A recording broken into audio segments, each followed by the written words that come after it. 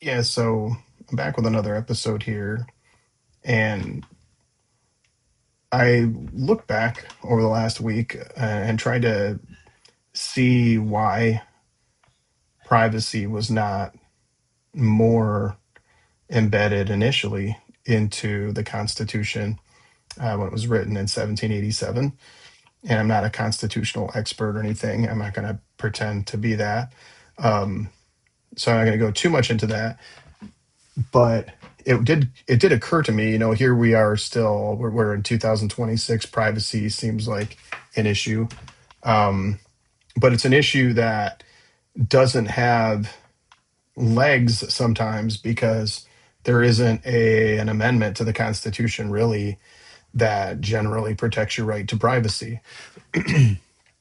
And so, I'm going to, hopefully go through some of these podcasts and get into places where we do have privacy protections, but also where there's gaps. And I'm learning here too as we go. I just found out that uh, one of the founders of the uh, Frontier Foundation, the EFF, is was a member of the Grateful Dead. So that was news to me. I didn't know that. And there's a lot of people working on privacy related issues. There's a lot of groups I'm sure that you can donate to if privacy is a concern of yours, like it is for me.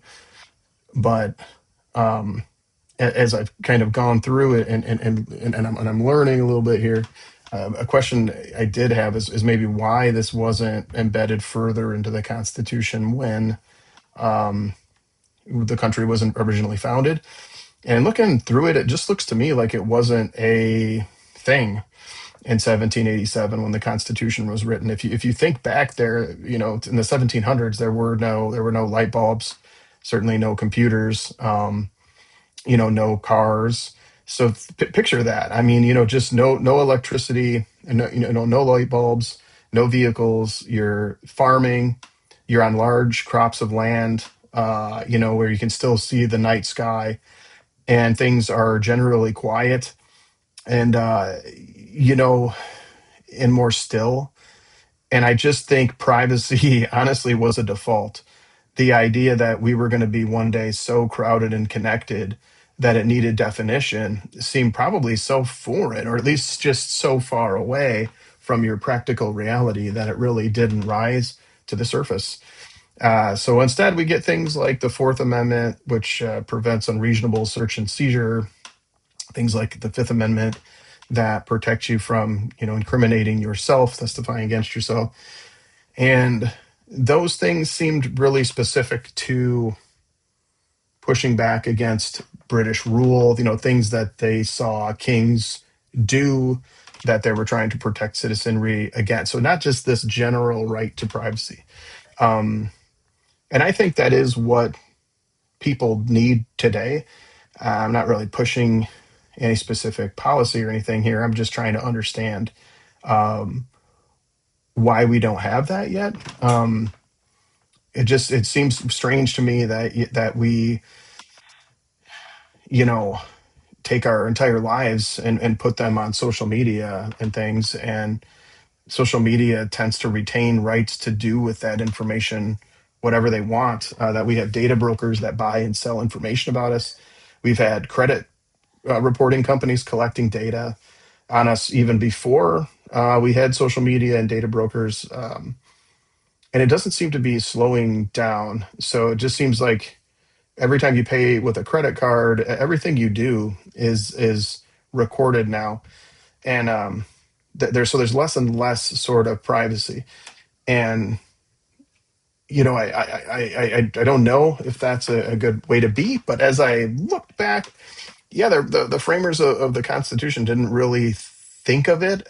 Um, and they didn't really enshrine anything specific about a right to privacy into the Constitution. But I think that's mainly because they didn't have to think about it. It really wasn't a concern, a right to privacy. I mean, things were generally private, and I think they were protecting against specific abuses when they wrote that. So, it kind of struck out looking back, and for anybody that kind of championed the right to privacy back in the 1700s but I don't, I couldn't find anybody compelling to talk about right off the bat. There are some people we might visit, but then so I was like, okay, let's go back to the Greeks. Then I'm into philosophy, so let's go back to Plato and Aristotle, and what did they say? Were they talking about privacy?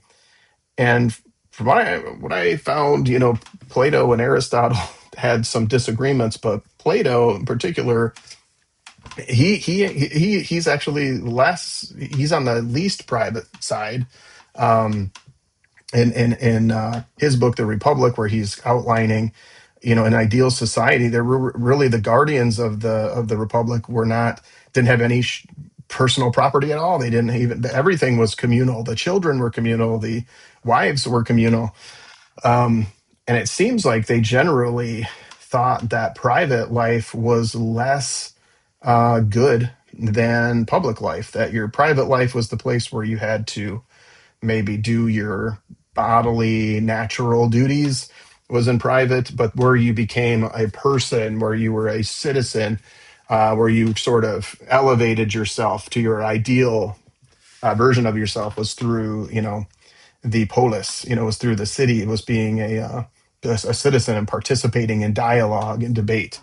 And so to me, it seems like there was even more emphasis placed on public than private. So I think the goal was kind of the opposite of where I was coming from. Surprisingly, was I was looking for some help supporting the idea that privacy was important, and instead came away with Plato's Republic, which really went the other way and said we want to limit our privacy as much as possible, and we want to share and have a public space available to us as much as possible, and participate in public discourse. So I don't know. I kind of struck out this week looking for some justification. I think Aristotle may push back on Plato a little bit on privacy, and there are some really great thinkers coming that I know make some good cases. But just in my first couple research um, acts, I really was kind of surprised. Like number one, that the Constitution kind of just didn't enshrine anything intentionally because it just really didn't come up, and then that the ancient Greeks really kind of landed on the other side of it. So more to come, but as we're on this privacy journey together here, maybe we'll uncover some sophisticated arguments for privacy here in the future.